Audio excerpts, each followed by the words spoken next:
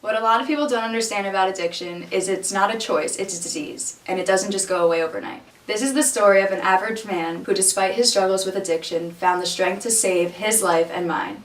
That man is my dad. If he hadn't become sober, I wouldn't have been born.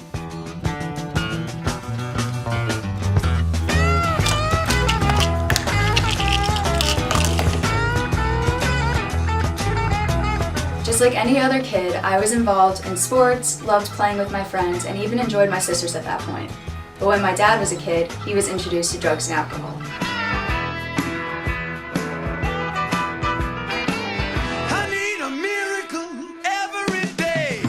As a child with undiagnosed dyslexia, my dad fell behind in his studies. The response from his teachers was to send him away to boarding school. There he found independence living on his own, but he also found a new dependence on drugs and alcohol. So in high school, a typical Friday night would be a hit of LSD, Green Pyramid, 450 mics. You would feel it in your ears like a tearing, but your cheeks would be burning from smiling so much. And I would drink a half pint of Canadian Club and one of those big bottles of Rianiti Lambrusco with the twist off top. Smoking a lot of pot, more LSD, lots of LSD. There was one night of heroin, just not my thing. After high school, I was introduced to cocaine and things got out of hand pretty quick.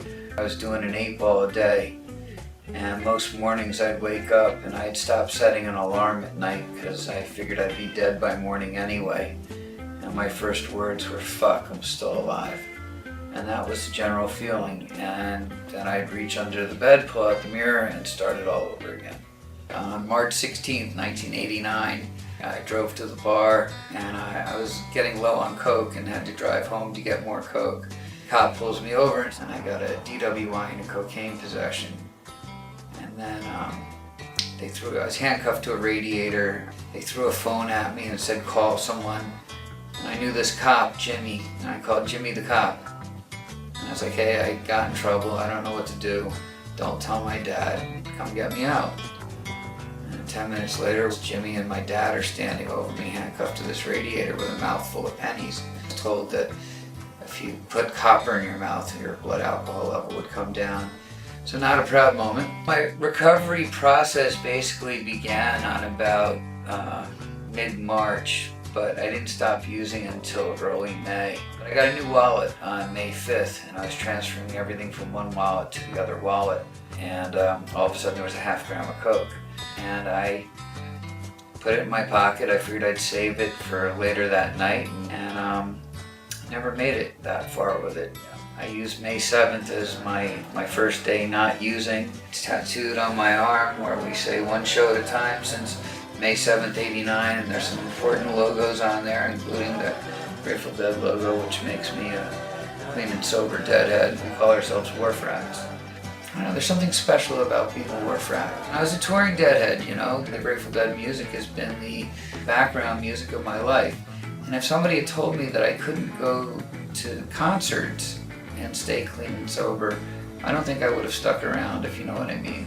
But I found a group of people that weren't using and going to shows. We would all get together and talk about the show and what's going on in life. So like I get to go to festivals, and it's made music a complete recharge for me. Life still happens, you know, there's still the ups and downs of life, and I've had tremendous sides of both. You know, I totaled 6 cars, I was kicked out of 3 colleges, I was arrested 3, maybe 4 times. I've been married, I've been divorced, I got remarried, got divorced again. I've had 3 beautiful daughters, and when I've gone through tough times over the years, the kids have always been there. They've been a rock for me. And you know, I love them anyways because I have to, but I love them for that stuff because I want to. And I even like them. The highs and lows are very extreme, but now over the years, you just kind of know things are going to work out because they always have. But using's never the solution. It's never going to make anything better, that's for sure. So I was high from when I was 11 to 25, and now I'm in recovery from when I'm 25 to 55. And hands down, the best high I've ever found is being in recovery. It was what I was always trying to find. Now I found it and never gonna let it go.